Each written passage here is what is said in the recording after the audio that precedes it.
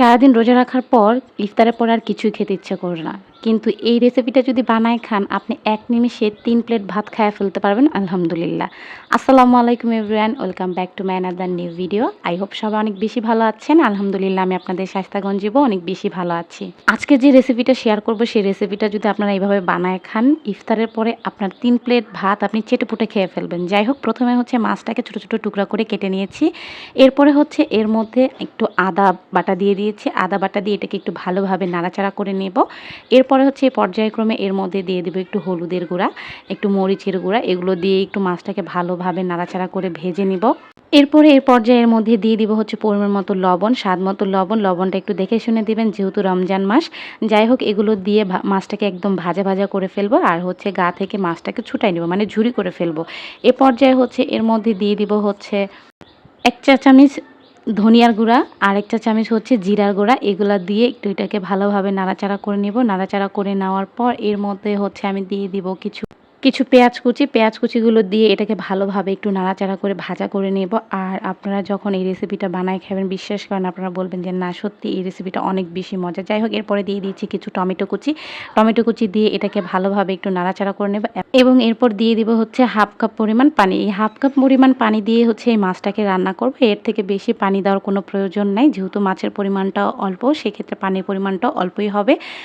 পানিটা দিয়ে ৫ মিনিটের জন্য ঢেকে রাখবো। এখন পানিটা যখন অল্প, অল্প শুকিয়ে আসবে তখন হচ্ছে এর মধ্যে পেঁয়াজের কিছু পাপড়ি কেটে রেখেছিলাম। সেই পেঁয়াজের পাপড়িগুলো দিয়ে দিব এবং সেটা দিয়ে ভালোভাবে একটু নাড়াচাড়া করে দমে রেখে দিব ১০ মিনিটের মতো।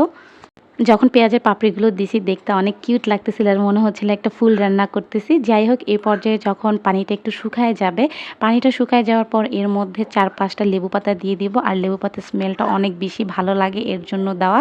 যদি লেবু পাতা না থাকে তাহলে খাওয়ার আগে একটু লেবু চিপে নেবেন, আলহামদুলিল্লাহ অনেক বেশি মজা লাগবে। যাই হোক, এইদিকে হচ্ছে যখন ঝোলটা আরও বেশি শুকায় আসবে তখন এর মধ্যে কিছু ৪-৫টা কাঁচামরিচ কুচি আর হচ্ছে কিছু ধনিয়া পাতা কুচি উপর থেকে ছিটাই দেব। ধনিয়া পাতা কুচিটা অপশনাল, এটা দিলে হচ্ছে কি আমার হাতের কাছে কাটা ছিল বলে এজন্য আমি দিয়ে দিয়েছি। বাট লেবু পাতার ঘ্রাণটা অনেক বেশি ভালো লাগে, ধনেপাতাটা দিলে ওই স্মেলটা আসে না। এর জন্য বলবো ধনেপাতাটা আপনারা স্কিপ করে যাবেন। যাই হোক, এটা খেতে আলহামদুলিল্লাহ অনেক বেশি মজা হয়েছিল।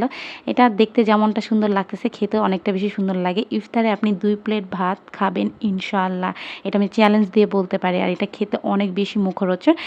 যাই হোক, এইদিকে হচ্ছে আমার রান্না অলমোস্ট শেষ হয়ে গেছে। উপরে তেল ভেসে উঠলে আমি এটাকে নামাই নেব। আর এটা দেখতে মাশাআল্লাহ আলহামদুলিল্লাহ অনেক সুন্দর এবং ভালো হয়েছে। কে কে এভাবে রান্না করে খেয়েছেন, কখনো খেয়েছেন কিনা সেটা অবশ্যই কমেন্ট সেকশনে জানাবেন। আর যদি ভালো লেগে থাকে তাহলে অবশ্যই এটাকে মাস্ট ট্রাই করে দেখবেন। যাই হোক, আজকে ভিডিও এই পর্যন্তই। সবাই ভালো থাকেন, সুস্থ থাকেন, আমার পেজের পাশে থাকেন। আর তরকারির লুকটা দেখেন কত ভালো হয়েছে। আর যদি ভিডিওটা ভালো লেগে থাকে তাহলে অবশ্যই আপনার ফ্রেন্ডস অ্যান্ড ফ্যামিলির সাথে শেয়ার করবেন। Stay with me till end. আল্লাহ হাফেজ। আসসালামু আলাইকুম। শেয়ার করতে ভুলবেন না।